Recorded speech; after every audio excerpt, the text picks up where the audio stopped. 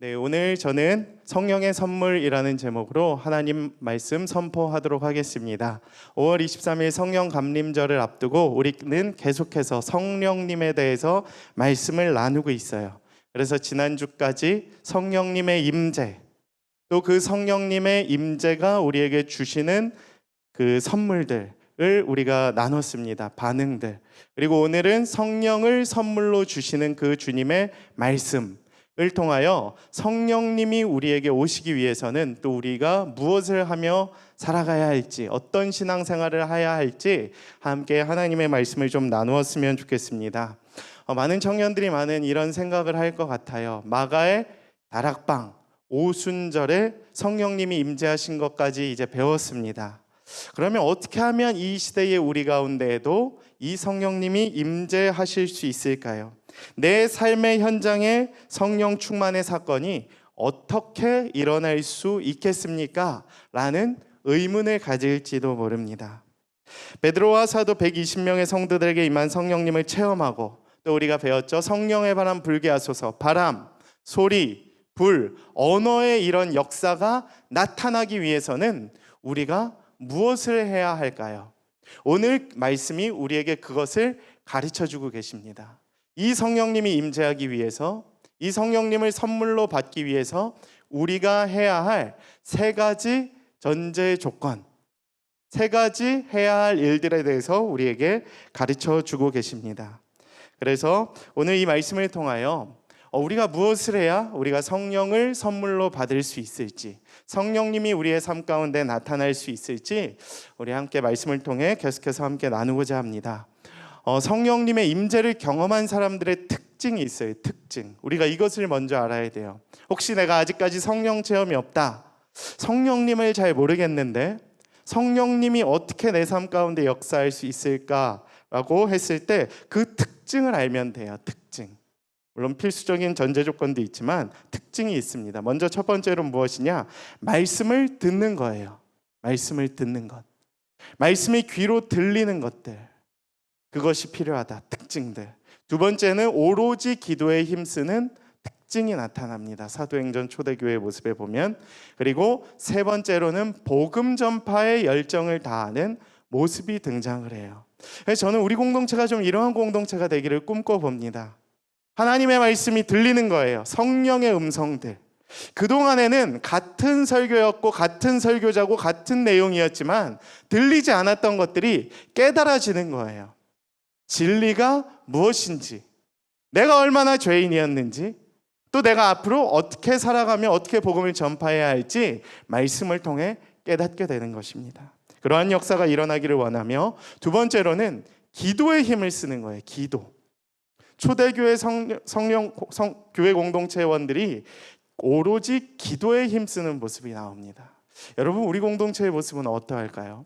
과연 기도에 힘쓰고 있는가? 내가 이 공동체를 위해, 이 나라를 위해, 세계 열방을 위해 과연 나는 얼마나 기도하고 있는가? 결과인 거예요. 결과. 성령이 충만한 사람들은 그 결과가 드러나게 되는데 기도하게 되는 거예요. 말씀을 듣고 깨어지고 기도하는 것들. 세 번째는 복음 전파. 전하고 싶은 거예요. 성령님이 이미 내 가운데 오셔서 전하지 않고는 견딜 수 없는 불붙는 마음이 내게 솟아오르는 거예요. 이러한 사람들이 성령의 충만한 사람들의 특징일 줄로 믿습니다. 저는 여러분들이 오늘 그렇게 변화될 수 있게 되기를 축복합니다. 오늘 성령을 선물로 받으십시오. 성령을 선물로 받기로 작정하십시오. 제가 이 시간에 좀 채팅방을 보고 있는데 한번 가능하신 분들은 좀 채팅방에 좀 쳐주시겠어요? 성령을 선물로 받으라 라고 좀 한번 기록해 주시면 좋을 것 같습니다. 성령을 선물로 받으라. 성령을 선물로 받으라. 아직 아무도 안 쳐주고 계시는데 한번 좀 쳐주시면 감사하겠습니다. 먼저 그 성령을 선물로 받기 위해서 우리가 세 가지 조건이 필요하다고 했는데 한번 하나하나 나눠보도록 하겠습니다. 먼저 첫 번째 메시지는 다음과 같습니다. 무엇이냐 하면 찔림, 말씀으로 변화되다.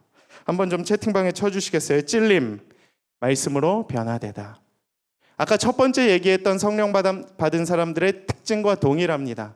찔림이에요. 말씀에 찔림이 있어야 되는 거예요. 그래야 성령을 받을 수 있습니다. 여러분, 찔림하면 어떤 생각이 드십니까? 찔림. 제가 어제 리더십들과 나누면서 하나 예리한 이 바늘을 보여줬어요. 바늘, 주사 바늘. 제가 입원을 했던 기억이 있는데 이 주사 바늘이 얼마나 무섭고 아픈지 몰라요. 혹시 이거에 대해 그 알레르기나 이제 쇼크를 가지고 있는 분들도 계시더라고요. 링거를 맞으려고 주사 바늘을 꼽으면 몸이 이제 쇼크가 일어나서 경련으로 쓰러지시는 분을 제가 들어본 적이 있습니다. 그만큼 주사 반응에 대한 거부감, 두려움이 있다는 거죠. 사실 우리의 삶도 그럴지도 몰라요. 뭔가 찔리는 것, 자극받는 것, 아픈 것을 사실 싫어해요. 그건 본성입니다. 무엇인가 내 몸을 뚫고 들어오는 이 찔림에 대해서 어려움이 있어요. 제가 입원을 해서 이렇게 주사 바늘을 찔렀을 때 너무 아픈 거예요. 2주 동안 입원을 하니까 여기도 이미 바늘 자국이 너무 많고 여기도 왼쪽 팔에도 바늘 자국이 너무 많은 거예요. 그럼 주사를 어디에 놓는지 아십니까, 여러분? 발등에다 놓습니다. 발등. 혈관이 튀어나온 발등에. 근데 의사 선생님이 이전에 이제 인턴하시는 분이 오셔서 바늘에 이제 발등에 꼽는데 너무 아픈 거예요, 제가. 그러니까 처음이시니까 이제 주사를 잘 못 놓잖아요. 발등에 제 그 바늘을 쑤시는데 너무 아파서 저도 모르게 이제 욕이 나올 뻔 하다가 참았죠. 근데 그게 2번, 3번 그래도 이제 반복이 되니까 제가 막 화를 냈던 그런 기억이 납니다. 그래서 그분이 돌아가시고 다음 분이 오시고, 그 정도로 우리가 찔림을 무서워해요. 사실 바늘이 너무 아픕니다. 근데 말씀도 동일하다는 거예요. 아픔이 있는 거예요. 사실 찔리는 것, 바늘이 내 몸과 내 마음 가운데 훅 들어와서 나를 쑤시는 겁니다. 후벼 파는 거예요. 나의 마음 가운데 갑자기 들어오는 거예요. 찾아오는 것이죠. 그리고 제 마음 가운데 무엇을 놓느냐? 약을 놓는 거죠. 바늘을 통하여. 그리고 내 몸이 어떻게 됩니까? 변화가 되는 거예요. 치료가 되는 거예요. 회복이 되는 겁니다. 이것이 찔림의 특징이에요. 오늘 말씀은 우리에게 가르쳐주고 있습니다. 찔림을 통하여, 말씀의 찔림을 통하여 우리가 변화된다. 다시 얘기합니다. 여러분의 삶 가운데에도 이제 말씀의 찔림이 있을 거예요. 자극이 있을 겁니다. 때로는 그것이 우리의 양심과 우리의 마음을 아프게 할지도 몰라요. 자극을 주는 거죠. 근데 그것이 결국 성령으로 우리를 변화시키는 시작이 될 것이다. 저는 오늘 그것을 함께 나누고자 합니다. 오늘 본문 말씀 37절에 이렇게 기록이 되어 있습니다. 함께 봉독합니다. 시작. 그들이 이 말을 듣고 마음에 찔려 베드로와 다른 사도들에게 물어 이르되 형제들아 우리가 어찌할꼬 하거늘. 아멘.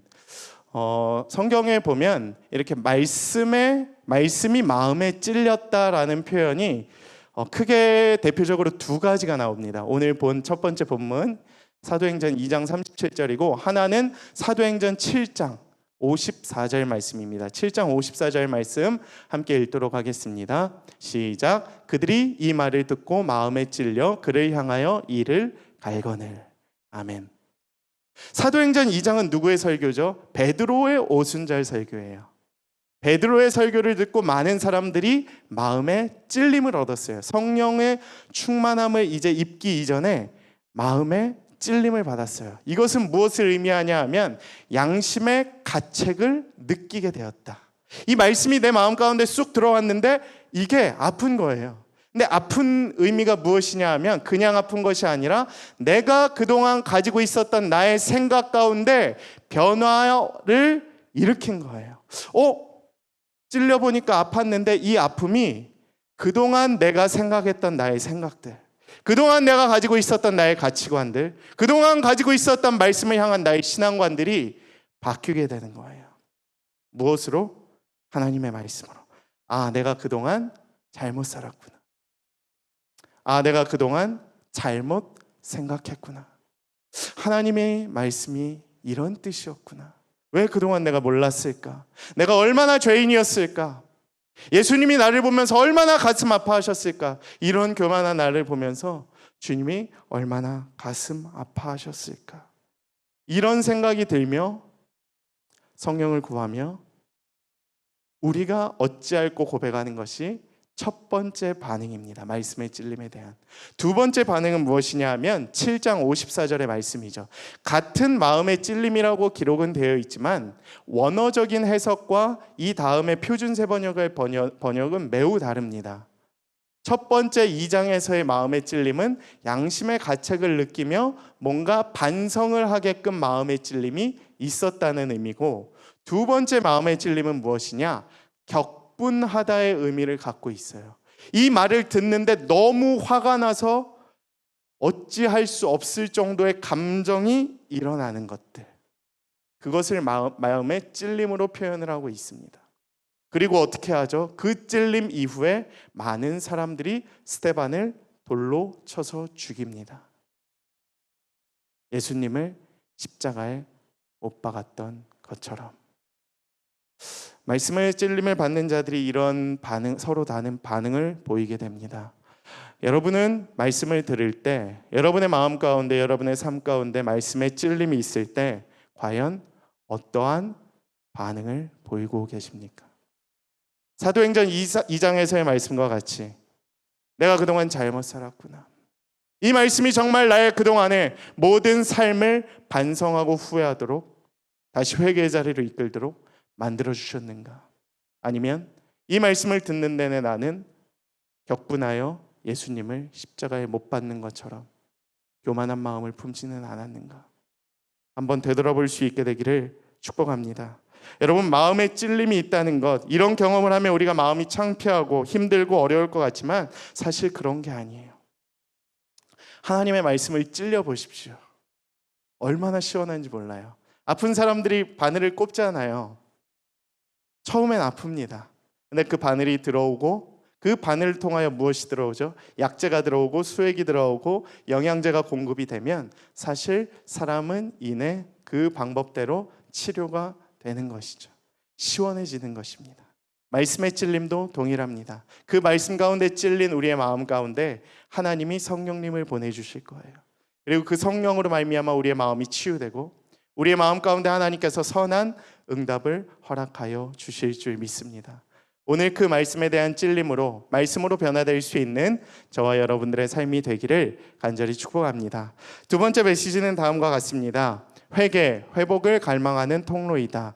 한번 채팅방에 좀 쳐주시겠어요? 회개, 회복을 갈망하는 통로이다. 우리가 이제 하는 회개, 바로 회복을 갈망하는 통로가 될 것이다. 회복을 갈망하는 통로가 될 것이다. 오늘 본문 말씀 38절 함께 봉독하겠습니다. 38절입니다. 시작. 베드로가 이르되 너희가 회개하여 각각 예수 그리스도의 이름으로 세례를 받고 죄사함을 받으라. 그리하면 성령의 선물을 받으리니. 아멘. 아주 귀한 말씀이죠. 베드로가 이르되 너희가 이제 무엇을 해야 하는가 내가 알려주겠다. 회개하라. 회개하라. 너희의 죄를 고백하라고 말씀하시는 거예요. 이 회개는 무엇이냐? 단순한 양심의 가책을 얻는 것 이상 나의 죄를 고백하는 거예요. 나의 죄를 주님 앞에 고백하는 거예요. 내가 그동안 얼마나 죄인으로 살아왔는가? 나의 가운데 얼마나 죄가 많은가? 내 가운데 얼마나 예수님을 닮아가려고 하는 그런 몸부림침이 없는가? 깨닫는 것이 회개인 거예요. 그냥 도덕적 차원이 아니에요. 윤리도덕적 차원이 아니라 그것을 뛰어넘는 예수 그리스도를 향한 회개가 있어야 되는 거예요. 나의 죄의 고백이 있어야 돼요. 제가 늘 강조하지만 우리는 죄를 아주 중요하게 생각해야 해요. 내가 얼마나 죄인인지를 아는 것과 모르는 것은 삶의 태도가, 신앙의 차이가 너무나도 확연하게 드러나는 것이기 때문입니다. 여러분, 이 죄에 대해서 우리가 반드시 생각을 해야 돼요. 내가 얼마나 죄인인지를 알아야 해요. 그리고 날마다 주님 앞에 이 죄를 고백하며 십자가를 바라보며 나를 구원해 주신, 나 같은 죄인을 살려주신 주님의 은혜가 너무 감사합니다. 너무 고맙습니다. 오늘도 살아간다는 것이 얼마나 기쁘고 감사한지 모릅니다. 주님, 그 은혜에 내가 감사합니다. 고맙습니다. 고백을 하는 거예요. 어메이징 그레이스에서도 그렇죠. 나 같은 죄인 살리신 주님의 은혜 놀라워. 얼마 살아간다는 것이 그냥 감사한 거예요. 어느 순간 저도 문득 그게 생각나요. 충분히 죽을 수 있었는데 나 같은 죄인, 도저히 살만한 가치가 없는 자인데 주님이 살려주신 게 너무 감사한 거예요. 내가 죽지 않고 살아있다는 것이 감사한데 그 감사의 이유가 예수님이고 그 감사의 이유가 십자가가 되는 것입니다. 이것이 복음의 시작이 될 줄로 믿습니다. 여러분, 복음 전파를 잘하기 위해서는 무엇을 해야 하느냐? 회개가 필수적이에요. 여러분, 기도할 때 우리가 기도를 하잖아요. 많은 친구들이 간구를 굉장히 좋아하죠. 그러니까 달라 기도만 하는 거예요. 주님 앞에 오늘도 주십시오, 이거 주세요, 저거 주세요, 뭐 주세요. 그것도 물론 꼭 필요한 기도의 간구이죠. 하나님과의 교제와 소통이죠. 그러나 우리가 먼저 구해야 할 것은 무엇이냐? 회개예요. 그것이 회복을 향한, 하나님과의 온전한 연합을 향한 시작과 통로가 될 줄로 믿습니다. 그리고 그것을 통해 우리가 복음 전파를 이루어낼 수 있을 줄 믿습니다. 지난주에 한 청년하고 또 이야기를 나눌 기회가 생겨서 좀 나눔을 갖게 되었는데 제가 아주 귀한 고백을 듣게 되었습니다. 우리 청년들 중에 요즘에 죄에 대해서 고민을 하는 청년들이 꽤 많아졌습니다. 저는 사실 너무너무 놀라워요. 저는 하나님의 말씀에 의존해서 그냥 하나님께서 시키시는 말씀을 전하는 건데 청년들 가운데 그런 깨달음이 있다는 걸 알게 된 후로 너무 감사한 거예요. 그 역사가 지금 일어나는 것 같아서. 그 친구가 무엇을 고백했냐 하면 목양교회에 나오게 된 이후로 자신의 죄악에 대해서 돌아보게 되었다라는 거예요. 그동안에는 섬길 줄만 알고 그동안에는 간구하고 고백할 줄만 알았는데 내가 얼마나 죄인이었는지를 다시 한번 깨닫게 되었다는 것입니다. 내가 얼마나 벌거벗음이었는지를 다시 돌아보게 되었다라는 거예요. 나의 신앙에 처음으로 돌아가서 회개의 기도가 나오기 시작했다라는 이야기를 듣게 되면서 너무 감사했습니다. 사실 우리가 얼마나 죄인인지를 사실 잊고 지낼 때가 너무 많기 때문입니다. 여러분, 반드시 기억하십시오. 회개가 없는 회복은 있을 수가 없는 것입니다. 우리 가운데 오늘 먼저 필요한 것이 있다면 우리의 죄악을 주님 앞에 내어놓고 나아가는 것들, 윤리 도덕적인 차원을 넘어서 그 이상의 고백을 하는 거예요. 하나님, 오늘도 나를 살려주시고 나를 구원해 주신 주님의 은혜에 감사합니다. 그것이 너무 감사해서 예수님을 믿고 싶어요. 믿고 싶어요. 주님이 나를 살려주신 그 은혜가 너무 커서 오늘도 예수님 때문에 살아갈래요. 이러한 고백들이 우리의 삶 가운데 넘쳐날 수 있게 되기를 축복합니다. 예수님으로 인해 즐거워하십시오. 예수님으로 인해 다시 살아나십시오. 예수님으로 인해 다시 한번 우리의 죄악이 깨달아지고 고백되어지고 믿음으로 이어질 수 있는 저와 여러분들의 삶이 되기를 축복합니다. 그게 성령의 은혜예요. 내 힘으로 고백하는 것이 아니라 성령이 깨닫게 해주셔서 나의 죄를 고백하고 예수를 나의 구주로 고백하는 그러한 귀한 고백의 역사가 오늘 저와 여러분들의 삶 가운데에도 나타날 수 있게 되기를 축복합니다. 세 번째 메시지 다음과 같습니다. 세례, 죄사함을 통한 하나님과의 연합이다. 여러분 채팅방에 한번 좀 써주시겠어요? 세례, 죄사함을 통한 하나님과의 연합. 사실 세례라는 것은 굉장히 중요합니다. 굉장히 중요한 예배 전통의 의식 중에 하나예요. 여러분, 목사님과 전도사님의 차이를 제가 한번 설명드렸던 적이 있는 것 같은데 제가 목사님이 되면서 그래도 목사님이 되면 전도사님일 때와 무엇이 다를까 이런 고민을 하다가 중요한 큰 특징 두 개를 발견했습니다. 성찬과 세례를 집례할 수 있는 자격이 생기게 되더라고요. 그만큼 목사가 되면 사실 성찬과 세례를 할 수 있는 자격을 부어주신다는 게 매우 특별한 하나님의 은혜였던 것 같아요. 아직 제가 베푼 적은 없지만 세례가 그만큼 중요하구나. 근데 세례가 무엇입니까? 하나님 무엇이기에 그토록 중요하게 생각하십니까? 이러한 질문을 던졌던 기억이 납니다. 우리 청년들도 사실 이제 20살, 25살, 30살, 35살이 넘어가면서 사실 내가 세례받았던 기억들이 희미해지죠. 유아 세례를 받았던 분들은 중고등학교 때 이제 입교를 하잖아요. 저도 14살 때 입교를 했어요. 그러니까 벌써 23년이 지나니까 내가 세례를 받았는지 안 받았는지 막 이렇게 헷갈리는 이런 현상들이 일어날 수도 있는 거죠. 근데 세례는 날마다 이제 기억하는 것들이 좀 필요해요. 우리의 생일, 오늘 오전 예배 때도 우리 노 목사님이 설교하셨지만 세례는 영적인 생일이에요. 사실 다시 태어났기 때문에, 거듭 났기 때문에, 제가 지난주에 설교했듯이 리버스한 거죠. 리버스함으로 말미암아 이제는 내가 나로 사는 것이 아니라 누구로 살아가는 것이냐? 하나님의 아들을 믿는 믿음 안에서 살아가고 하나님과 온전한 연합함으로 살아가기 때문에. 무엇을 통해서? 세례를 통해서. 근데 그 세례가 무엇을 주느냐? 죄사함을 받게 하는 거예요. 죄사함. 그래서 여러분 세례를 받으신 분들은 알겠지만 무엇을 하죠? 세례 중에 우리가 집례를 하는데 이렇게 수세식을 하죠.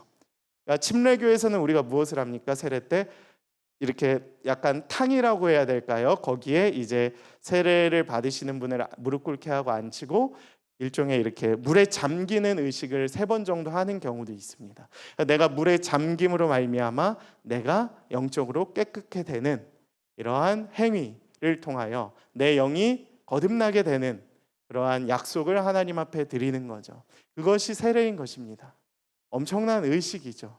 저는 그래서 나중에 세례를 하게 되면 좀 이런 물 세례와 성령 세례가 이제 우리가 동시에 이루어지지만 좀 그것에 대해서 우리가 좀 깊이 묵상을 해봤으면 좋겠어요. 저도 이제 물의 한 바가지를 우리 청년들에게 씌우면서 진짜 이게 거듭나는 거다. 그러니까 자기도 뭔가 자극이 있어야 되잖아요, 그렇죠? 이렇게 잠깐 물 이렇게 찰랑찰랑 적시는 정도가 아니라 그냥 확 부어버리는 거예요. 확 그냥 머리에. 그래서 거의 씻겨질 정도로. 그래야 그분에게도 이게 인상 깊고 내 죄가 정말 씻어지는구나. 이제 내가 정말 거듭나는 것이구나라는 것을 깨닫게 되는 거죠. 좀 그러한 의식들이 우리 가운데 나타날 수 있게 되기를 소망합니다.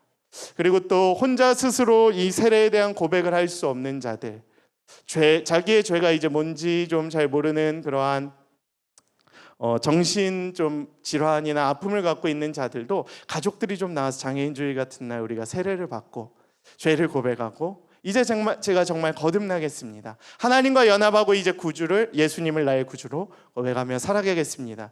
이러한 고백들이 좀 나오는 좀 세례가 있었으면 좋겠어요. 꿈꿉니다. 보는 청년들도 이게 세례구나. 나도 저렇게 세례를 받았지. 내가 거듭났지. 내가 죄 사함을 받게 됐지. 이러한 역사가 좀 일어날 수 있는 공동체가 되기를 원합니다. 우리 순장님들 그래서 꿈꾸세요. 믿지 않는 자들이 나와서 죄를 고백하고 세례를 받고 성령의 사람들로 거듭날 수 있는 그날을 꿈꾸며 양육하며 기도하며 나아가실 수 있는 우리 공동체가 되기를 간절히 축복합니다. 그래서 친구 따라서 얼떨결에 나왔던 그 교회에서 예배를 통하여 성령의 은혜를 통하여 거듭나는 믿음의 역사가 나타날 수 있게 되기를 축복합니다. 죄를 돌이킨다는 것은 무엇이냐? 좀 이렇게 설명을 해보면 좋을 것 같아요. 세례, 죄사함이거든요. 죄를 용서받는 것. 근데 우리가 무슨 죄가 있기에, 또 죄가 얼마나 대단히 중요하기에 우리에게 죄 씻음이 필요합니까? 목사님, 이러한 의문을 갖고 있는 분들이 있는데 그것에 대해서 우리가 다음과 같이 좀 이야기를 나눠볼 수 있을 것 같습니다. 유대인들에게 있어서 죄는 곧 빚이었다라고 해요. 한 목사님의 이야기에 근거하면 죄 짓고 사는 것은 빚 지고 살아가는 것입니다. 여러분 한번 빚 지어보신 적 있습니까? 빚으로 인해 무게가 생기는 거죠. 빚으로 인해 헤어날 수 없는 짐이 그의 삶 가운데 생기는 거예요. 빚이 아무리 작아도 우리는 어디에 얽매이게 되는 거죠? 채무자에게. 맞나요? 채무자에게 묶이는 거죠. 나에게 돈을 빌려준 그 사람에게 나의 이 빚에 이게 묶여버리는 거죠. 그것을 다 갚을 때까지. 죄도 그렇다는 거예요. 아무리 작은 죄라 할지라도 우리가 빚을 지게 되는 거예요. 누구에게? 사탄에게. 묶이는 거예요. 묶이고 나면 자유로울 수 없어요. 여러분, 이 채무 관계가 얼마나 무섭냐 하면 하루만 연체가 돼도 문자가 오죠. 연체 정보 공유하겠다. 뭐 이런 식으로 문자가 오는 것들을 제가 들은 적이 있습니다. 얼마나 무섭습니까? 나의 연체 정보가 공유되면 또 그거로 인해서 다른 뭐 대출이 막힐 수도 있고 뭐 사회적으로 여러 가지 장애들이, 정상적인 활동을 하는 것들이 묶일 수 있죠. 자유로움이 없어지는 것입니다. 얼마나 무섭습니까? 살이 떨립니까? 죄가 그런 거예요. 우리가 사탄에게 묶여 있는 그러한 죄의 상태로 갈 수 있게 되는 거예요. 하나님께로 나아갈 수 없는 사탄으로부터 묶여 있는 죄의 상태를 우리가 가질 수 있게 되는 것입니다. 그래서 죄 사함이 없이 복을 구하는 것은 이렇게 맛있는 음식의 참맛을 모르고 불량식품만을 원하는 그러한 사람들의 모습과 같죠. 아무리 맛있는 음식이라도 더러운 그릇에 담으면 먹을 수 없는 것과 같은 이치라고 할 수 있습니다. 그렇기 때문에 우리는 하나님 앞에서 중요하고 급한 일은 단 한 가지입니다. 우리가 죄로부터 돌아서는 거예요. 죄로부터 돌아서기를 결단하는 거예요. 그리고 나의 구세주가 바로 예수 그리스도이심을 고백하는 거예요. 이 믿음으로부터 우리가 구원을 얻게 되고 이 믿음으로부터 우리가 자유로워질 수 있게 되는 것입니다. 저는 그래서 여러분 꿈꿉니다. 여러분의 입술을 통하여 우리의 죄사함에 대한 고백이 나타날 수 있게 되기를 축복합니다. 여러분, 예수님을 나의 구주로 고백하십시오. 그리고 나의 죄사함을 위해 세례를 받으십시오. 세례를 꿈꾸십시오. 군대 가기 전에도 세례를 받는 거예요. 이젠 정말 예수님께서 나의 구주이시구나 고백하는 겁니다. 그래서 정갈해지고 죄로부터 이제 묶임이 풀리고 사단으로부터 벗어나서 하나님께로 나아갈 수 있는 영적 자유로움을 회복하실 수 있는 주님의 자녀들이 될 수 있게 되기를 간절히 축복합니다. 그러할 때에 하나님께서 우리에게 성령을 선물로 주실 것이에요. 오늘 네 번째 메시지인데 여러분 좀 이렇게 기록해 주시면 좋을 것 같습니다. 그리하면 성령을 선물로 받을 것입니다. 한번 채팅방에 쳐주시겠어요? 그리하면 성령을 선물로 받을 것이다. 오늘 말씀의 마지막 결론이에요. 찔림으로 말씀으로 변화되고 또 두 번째로 회개를 통해서 회복을 향하여 나아가고 세례를 통하여 죄사함을 통한 하나님과의 완전한 연합이 이루어지면 우리가 성령을 선물로 받을 것이다. 사실 완벽한 전제 조건은 아니에요. 성령을 선물로 받기 위해서는 찔림과 회개와 세례가 물론 필요하지만 이게 절대적인 조건은 아닐 수도 있어요. 사도행전 8장과 10장에 보면 그렇지 않고도 성령을 선물로 받는 특별한 예외의 경우가 있었기 때문입니다. 근데 대부분의 경우는 이렇게 성령을 선물로 받게 되는 경우가 있기 때문에 우리가 오늘 이 말씀을 살펴보는 것이죠. 성령의 선물을 받으라는 것은 성령을 선물로 받으라는 거예요. 원어적 의미와 다른 성경의 번역을 보면 이렇게 기록이 되어 있습니다. 성령을 선물로 받으리니. 우리가 선물을 받는 건 무엇이냐? 성령이 주시는 선물이 아니라 성령 그 자체의 선물을 받게 되는 거예요. 우리에게 하나님께서 성령을 보내주실 것입니다. 우리 가운데 말씀에 찔림이 있고 회개가 있고 회복을 향한 간구가 있고 그 다음에 세례를 통하여 하나님과의 완전한 연합이 있을 때 주님이 우리에게 성령님을 보내주세요. 그래서 그 성령님과 온전한 연합을 통하여 우리를 회복시키실 것입니다. 그리고 우리에게 온전한 성령의 은혜를 부어주실 줄 믿습니다. 여러분, 그 성령을 선물로 받으십시오. 그 성령을 선물로 간구하십시오. 오늘 여러분의 삶 가운데 그 성령님의 임재가 가득하기를 소망합니다. 그 하나님의 임재가 임하기를 축복합니다. 그 성령님과 날마다 동행하시면서 내가 얼마나 죄인인지 깨닫고 또 말씀의 찔림을 경험하고 말씀대로 이제 정말 살아봐야겠다라는 은혜가, 감동이, 또 결단이 여러분의 삶 가운데 생기며 또 나아가실 수 있는 여러분의 삶이 되기를 간절히 축복합니다. 이 시간 말씀을 기억하며